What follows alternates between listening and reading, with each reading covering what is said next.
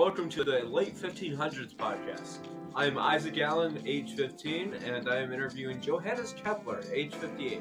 I've been interested to meet you, Johannes, because of the great things I've heard from others, from reading a bit about you in Welcome to the Universe by J. Richard Gott and Neil deGrasse Tyson, which was written to represent subjects relating to astrophysics, astronomy, and some mathematics.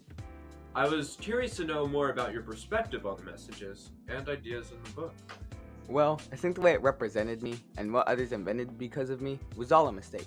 It spoke about my improved theory of the Earth and the planets traveling around the sun. I always knew it was true, but I sure didn't think anybody else would believe me. How would anybody believe a sickly child, weak in health and personality? It's good to know that we've discovered even newer things that wouldn't have been possible without me. So, how did you discover the theory of the planets moving around the sun? Well, it wasn't originally my idea. The concept of the sun standard system was founded by Nicholas Copernicus. I thought I could make any system relevant to that level, but I did improve on it a little. It seems that you doubt yourself. Why is that? Well, people have doubted me so much all my life that I began to doubt myself on some dangerous measures. Speaking of believing in yourself and having negative views on yourself, have you seen what the rumors have said about your personality and how you act? It's just most likely all false speculation. Coming from the website SparkNotes, it states you portray yourself as a sickly child, weak in health and personality, always picked on by other children. Is this true? Well, of course it is. I've always deeply despised my own life, but that does not mean I can't inspire future ones. Inspiring other people is a wonderful perspective to have, although you and other people's viewpoint on yourself is limited to the 1500s. Why did children and people growing up doubt your ability to do things? That's simply how people are. They treat you kindly until you make something new and original, whether that be changing yourself or making something new or planning something you think highly of. They judged me like they will do to you and future generations after. By they, I mean people, because people judge. Everyone judges. I judge myself and my doubt. That doesn't necessarily make us a bad person, but it just makes us ignorant. I couldn't agree more, and I can't believe we fall so low because of our doubts and judgments. As you've grown, what has changed from your childhood? Well, after my depression and the darkness seeped behind me, I invented the 3 laws of planetary motion. Number 1, planets move in orbits shaped like an ellipse. Number 2, square of a planet's orbital period is proportional to the cube of the semi-major axis of its orbit.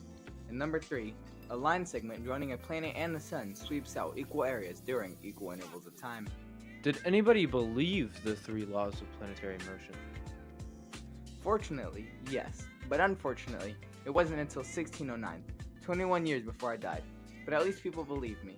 You may think 21 years is plenty time to celebrate, but in the middle of the 16th century, people finally had a sun-centered system, but I wasn't allowed to see the victory.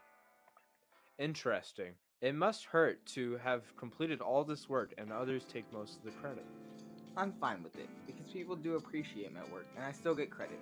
But I am just now realizing how many other scientists might be getting ignored currently for some outlandish idea, but hey, that's life.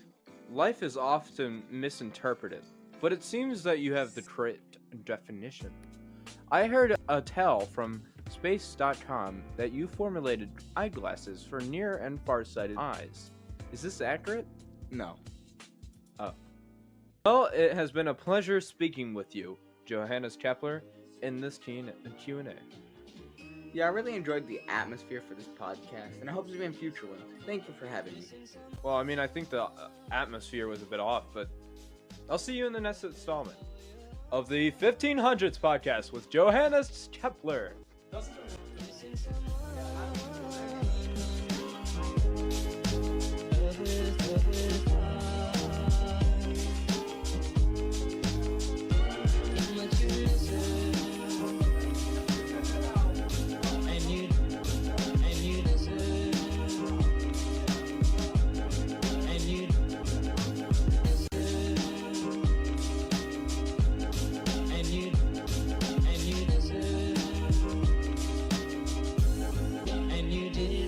From the start.